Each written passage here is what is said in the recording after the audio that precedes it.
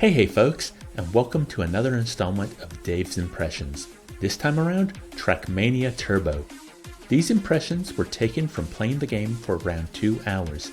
Enjoy!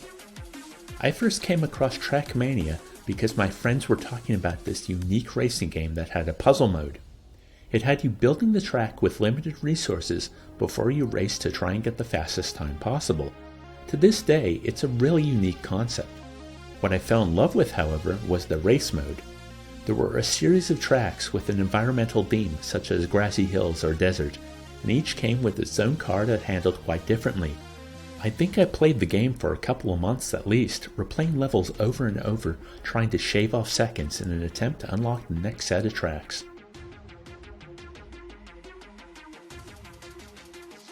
Years later, I discovered Trackmania United, an online-only version of the game.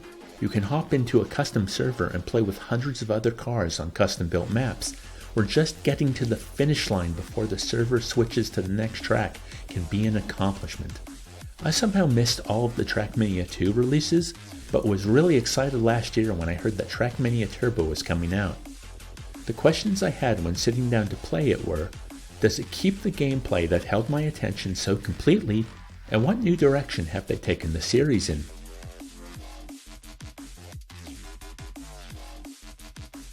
It seems they've taken the craziness that the series has become known for and tried to ratchet it up a notch with the roller coaster levels.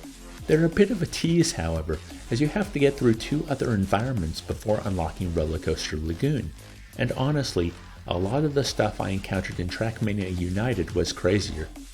There's one environment after the lagoon, and I don't know if it's the case for others, but I found each progressive car more difficult to control and execute drift turns with. It might be because of the increased speeds. The turbo suffix in the title is tied to turbo pads and intense top speeds while traveling through these short little obstacle courses.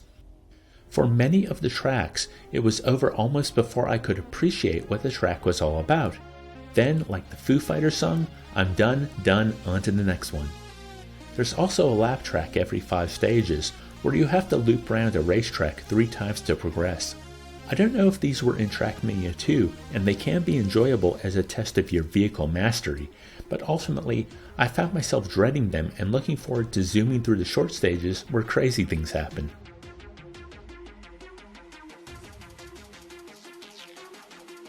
I don't know if it's because I'm older and spent a lot of time with the series, but I just didn't feel the pull this time around. The fist pumping in the air celebration when gaining gold or silver on the track was still there, especially when I finally finished a stage that was causing me grief.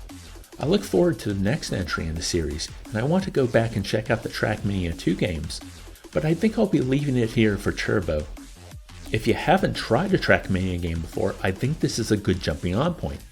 Thanks for watching.